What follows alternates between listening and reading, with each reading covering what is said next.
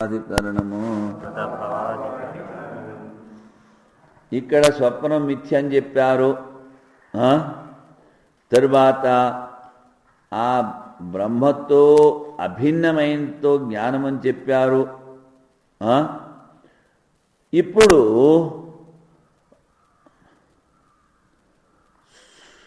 సుషుప్త పురుషుడు ఎక్కడ ఉంటాడు అన్నది విచారం చేయాలి. అందుకని దీనికి ఏకాధికరణ సంగతి ఛాందోగ్యంలోనూ బృహదారణ్య ఉపనిషత్తులోనూ జీవుని యొక్క సుషుప్తి స్థానం భిన్న భిన్న స్థలాలుగా చెప్పారు. అది ఇక్కడ విచారించాలి. అదే ఈ అధికరణానికి విషయము. నాడుల్లో ఉంటాడా, పురీతతి నాడులో ఉంటాడా, ఆ బ్రహ్మలో ఉంటాడా జీవుడు నిద్రపోతున్నప్పుడు అన్నది సంశయం. పూర్వపక్షి అంటాడు, అనేక శృతుల్లో అనేక విధాలుగా చెప్పారు కనుక ఈ స్థానాల్లో జీవుడు అక్కడోసారి ఇక్కడోసారి ఇక్కడోసారి ఉంటాడు. దాన్నే ఉంది. రాజుగారికి రాజ్యం అంతా ఆయనదే, ఎక్కడ కావాలంటే అక్కడ ఉండొచ్చు. అదేవిధంగా లేకపోతే ఒకడికి ఇద్దరు పెళ్ళాలనుకుందాం, వాడు అక్కడ ఉంటాడు, మధ్య మధ్యలో ఇక్కడ ఉంటాడు. ఎక్కడ కావాలి, ఎక్కడైతే పోయింది ఉంది.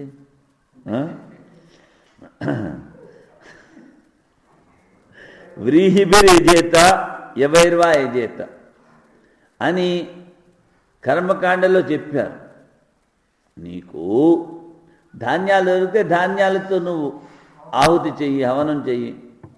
లేదంటావు ధాన్యాలు దొరకలేదు, వాటి స్థానంలో ఎవరు తీసుకో. అందుకని రెండు విధాలు కూడా చెయ్యొచ్చు. అదేవిధంగా ఇక్కడ జీవుడు అనేక స్థానాల్లో ఉంటాడు, స్వేచ్ఛాజీవుడు కనుక. సిద్ధాంతం అంటాడు, నాడుల్లో నుంచి బయటకు వచ్చి పురీతతి నాడులో వాడు నిర్దిస్తూ ఉంటాడు. లేకపోతే ఆ పురీతతి నాడి నుంచి కూడా బయటకు వచ్చి హృదయ దేశమైనటువంటి బ్రహ్మలో వాడు నిద్రిస్తాడని చెప్పాను ఆయన. అందుకని ఇదంతా సముచ్చయం. నాడుల్లోంచి పురీతతి నుంచి హృదయ దేశం కనుక ఈ పురీతతి ద్వారం మాత్రం సుషుప్తి స్థానం బ్రహ్మమే. అది వికల్పం చెప్పామనుకో, వాక్యభేదం ద్వారా ముందు చెప్పాను 8 రకాల దోషాలని మీమాంసకులు అంటుంటారు. ఆపేద్దామా? సరే, ఈ విధంగా ఇది అయిన తర్వాత ఇప్పుడు ఏమిటి వైయాసిక న్యాయం.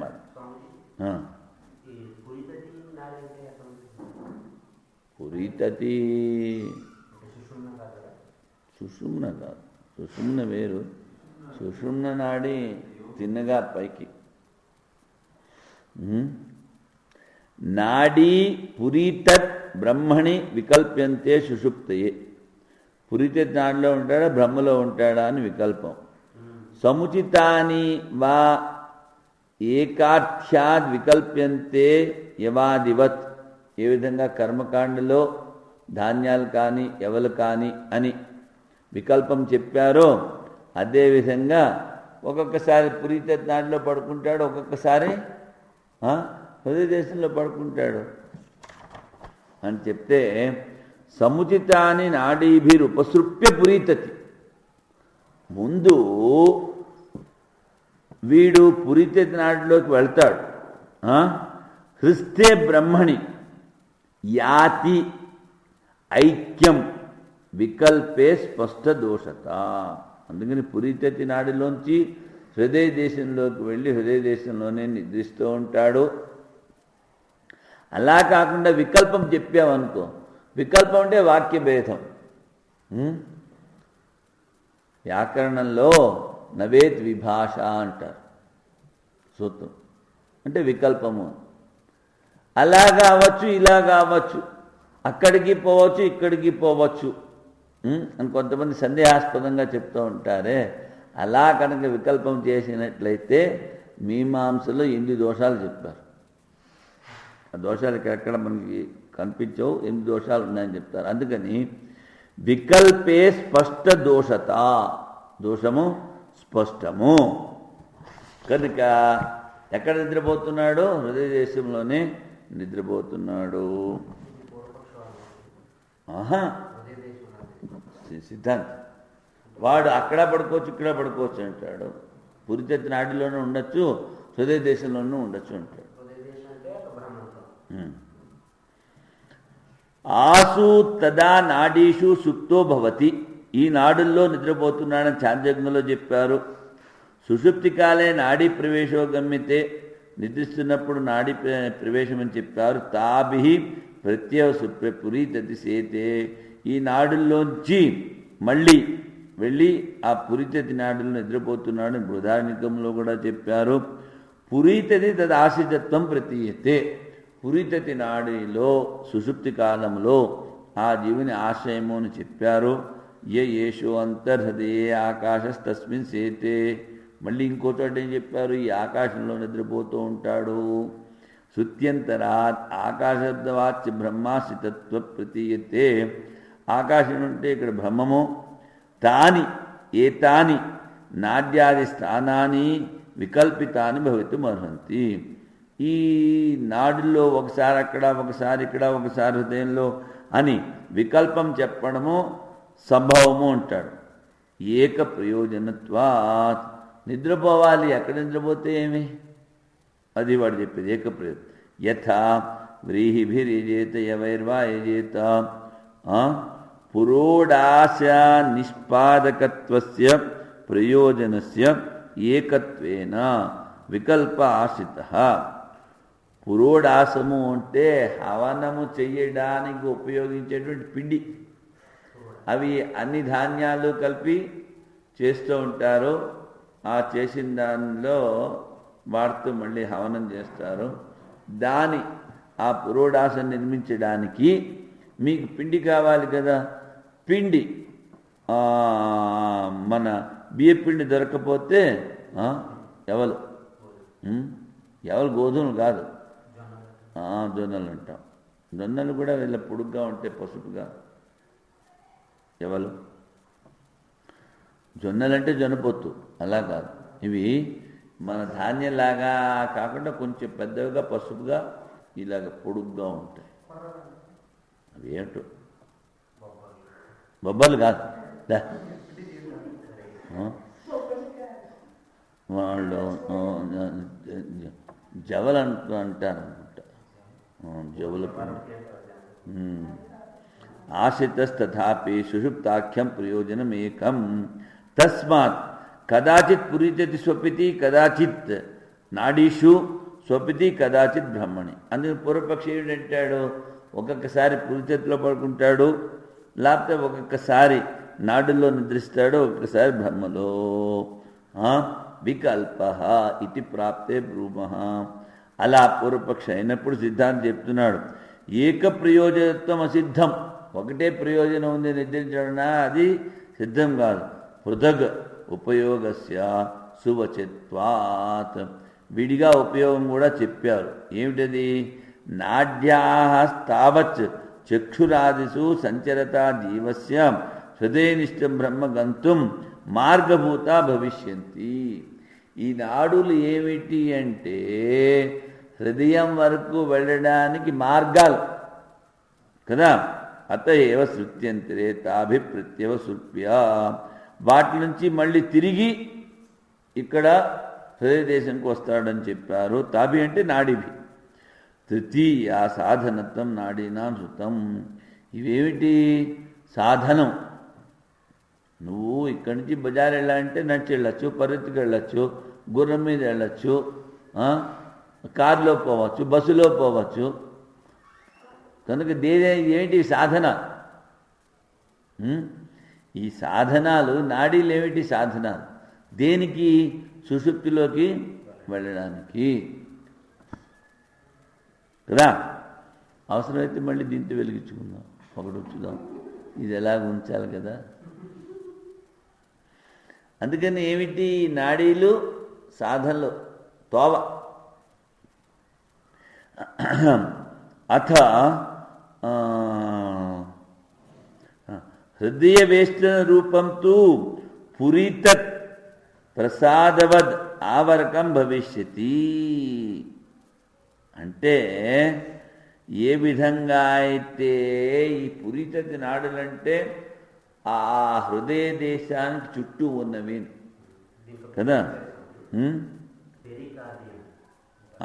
ఏదో రికార్డు ఇవన్నీ బొమ్మలేసి చూపించాలి నువ్వు రేపు పొద్దున.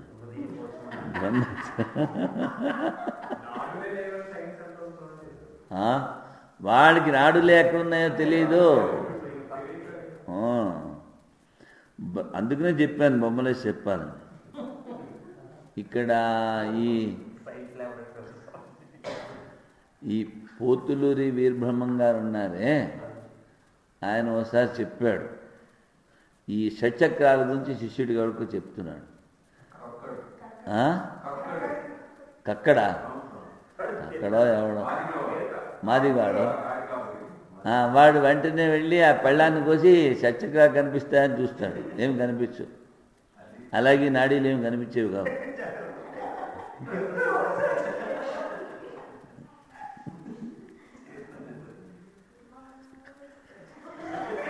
ఇప్పుడు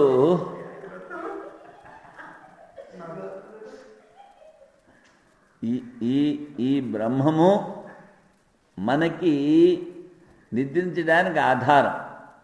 ఎలాగైతే మంచం మీద పడుకుంటాం, ఆధారం అంటే ఈ హృదయ దేశము.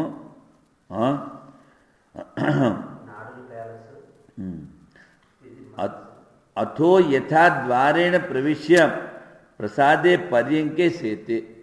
ఈ ద్వారం గుండా లోపలికి వెళ్ళి ఆ గదిలో ఉన్న మంచం మీద పడుకుంటాడు. అదేవిధంగా ఈ నాడులన్నీ ద్వారములు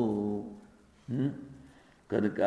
తథా నాడీభి ప్రత్యవసృప్య పురీతతి బ్రహ్మణి జీవ శయిష్యతే.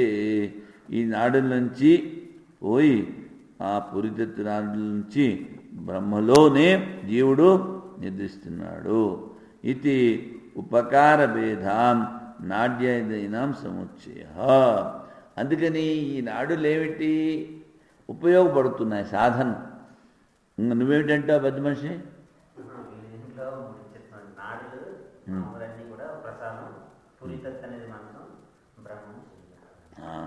అదే కదా ఇక్కడ చెప్తా. సేతే సుషుప్తో బ్రహ్మణి జీవావస్థానే కుతః ఆధారాధేయ భావో న ప్రతిభాతీతి చేత్.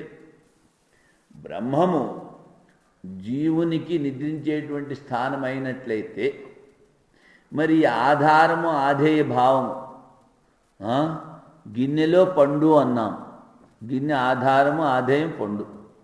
అలాగని ఎక్కడ కనిపించట్లేదే అంటాడు. బ్రహ్మణి జీవస్థానే కుతః ఆధారాధేయ భావం న ప్రతిభాతి. ఎందుకు కనిపించట్లేదు? ఏకో భావాత్ ఇది భ్రూమి ఏకీ భావాత్. నాయనా ఈ జీవుడు అజ్ఞానము అనేటువంటి ఆవరణముతో ఆ బ్రహ్మతో ఏకీభవించాడు. మొదటి రోజున చెప్పాను మీకు. ఏమిటి ఉదాహరణ చెప్పాను? బకెట్ నీళ్లలో సీసాలో వేడి నీళ్లు పోసి దారంతో కట్టి బకెట్లో కనుక పడేస్తే సీసాలో ఉన్న నీళ్లు చల్లగా అయిపోతాయి. ఆ దారంతో తీస్తే కానీ ఆ సీసా కనిపించదు. ఆ సీసా ఉందో లేదో నువ్వు చాలా వైనంగా చూస్తే ఆ వెనకాల భాగం ముందు భాగం కొంచెం కనిపిస్తుంది.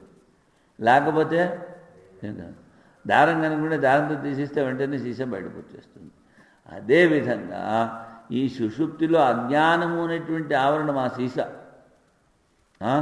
పొద్దున్నుంచి రాత్రి వరకు ఏవేవో చింతలు అవన్నీ పెట్టుకుని గుండు వేడెక్కిపోతుంది. ఆ వేడెక్కిపోయిన ఆ బుర్రను తీసుకెళ్ళి బ్రహ్మలో పడేస్తే కాస్త చల్లబడుతుంది.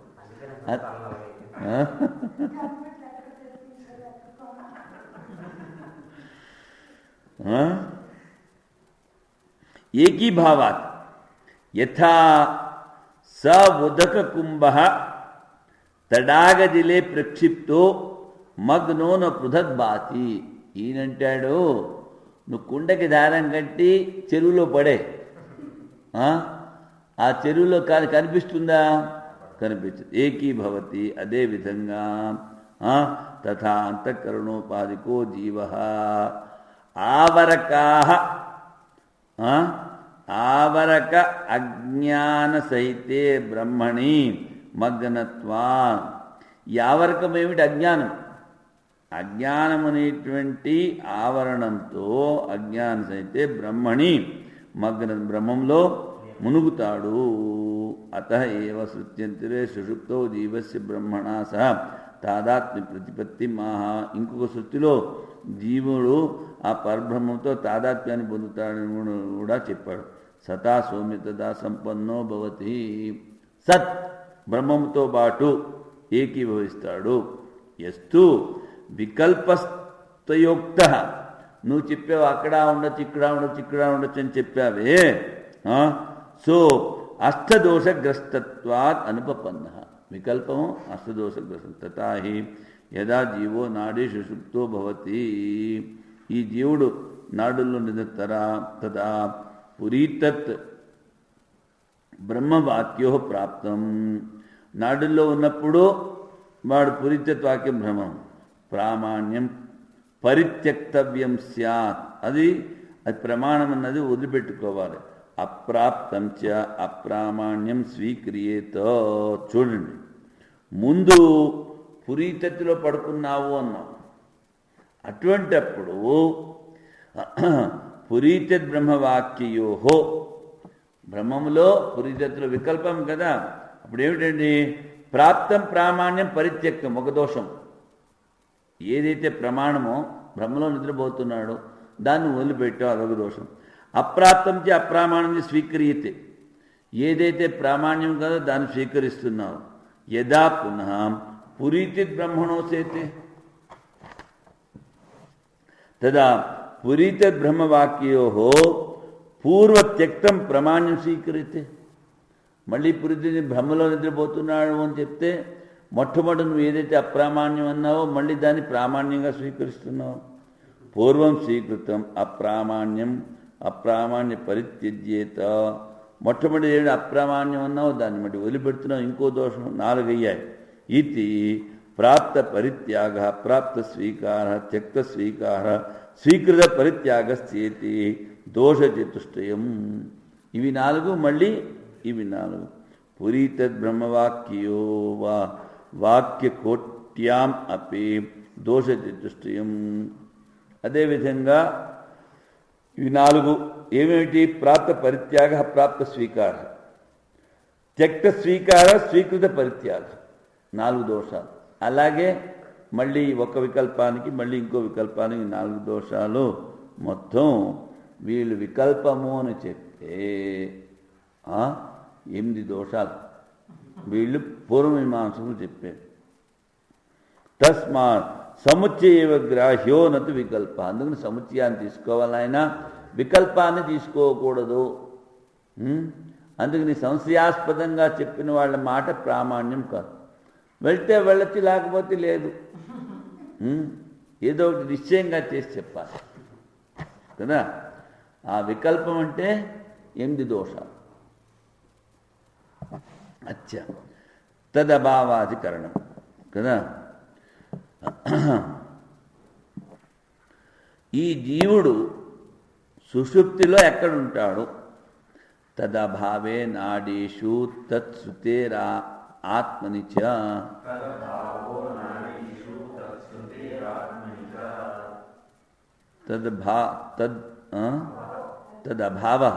తదభావే భావో ఉందా?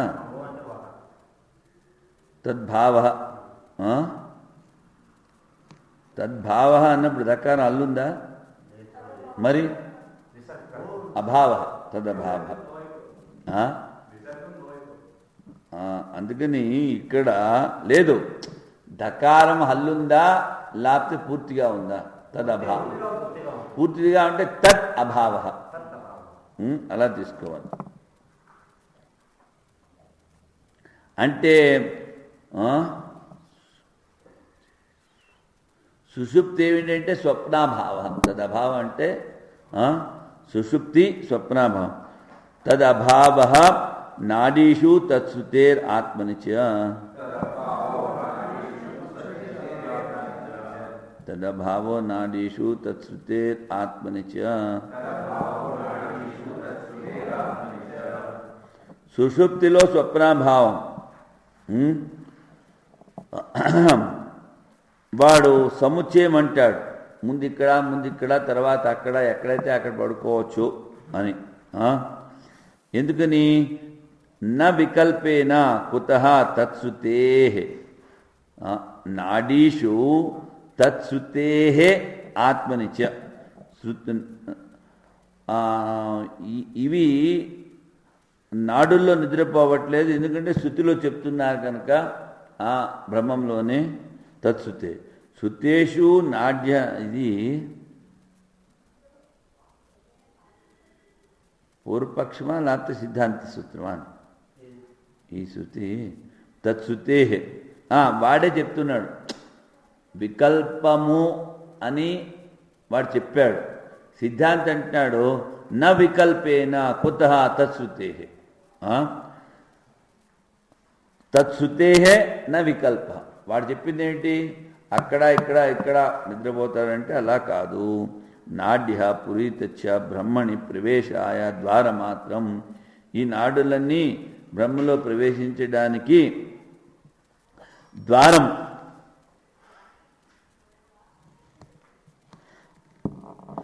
బ్రహ్మైవ ఏకం ముఖ్యం సుషుప్తి స్థానం. బ్రహ్మమే ముఖ్యమైనటువంటి ఈ జీవునికి సుషుప్తి స్థానము. బ్రహ్మణి హృదయాకాశే జీవ సేతే. బ్రహ్మణి అంటే హృదయాకాశములో ఈ జీవుడు నిద్రిస్తున్నాడు. శృతి సంగ్రహాయ సముచ్చయో అంగీకర్తవ్యం. ఇక్కడ మరి ఒకచోట అలాగా ఒకచోట ఇలాగా చెప్పారు కదా, అందుకని ఈ శృతుల్ని సముచ్చయం చేయడానికని మనం సంగ్రహాన్ని, ఈ శృతుల్ని సంగ్రహించడానికి సముచ్చయం సముచ్చయం అంటే ఏమిటి? ఈ నాడులు ద్వారములు బ్రహ్మ శయనించేటువంటి స్థానం. అత ప్రబోధో అస్మాత్తు. అత ప్రబోధో అస్మాత్తు. అత ప్రబోధో అస్మాత్తు అంటే వాడు లేచేది కూడా బ్రహ్మం నుంచి. ప్రబోధ పరమాత్మని జీవస్య ప్రబోధ స్వాపాధికారో ఉక్త. అంటే ఆ నిద్రపోయేటువంటి జీవుడు ఆ పరమాత్మ నుంచి మేల్కుంటాడు. కుతః ఏతదగాత్, ఎక్కడికి పోయాడు అని ఆ దుత్తబాలకి, ఆ రాజుని, దుత్తబాలికని రాజు అడిగాడు. యథా అగ్నే క్షుద్ర విస్ఫులింగా ఉచ్చరంతి ఏవమేవ ఏ తస్మాదాత్మన సర్వే ప్రాణాః ఇత్యాది శృత్యా సతః ఆగమ్య న విదుః.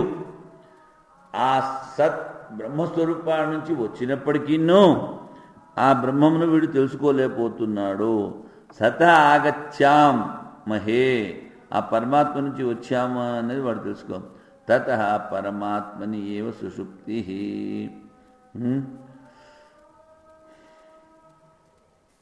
లేకపోతే కుతః ఆగాతంటే సతః ఆగమ్య న విదుః అన్నారు కనుక ఇక్కడ పరమాత్మని చెప్పుకోవాలి. లేకపోతే పురీతత్వ నుంచి వస్తున్నాడని చెప్తారు కదా శృతిలో. నువ్వేమిటన్నా వికల్పం, మేము వికల్పం ఒప్పుకోలేదు, బ్రహ్మలో అన్నాం అని మేలుకున్నప్పుడు వాడు బ్రహ్మం నుంచే వస్తున్నాడని చెప్పారు కదా. లేకపోతే ఏమిటి చెప్పాలి? నువ్వు చెప్పినట్టు వికల్పం ఉంటే పురీతత్వ నుంచి వస్తాడని చెప్పాలి. అలా చెప్పలేదు. అందుకని బ్రహ్మమే శయన స్థానము సిద్ధమైంది.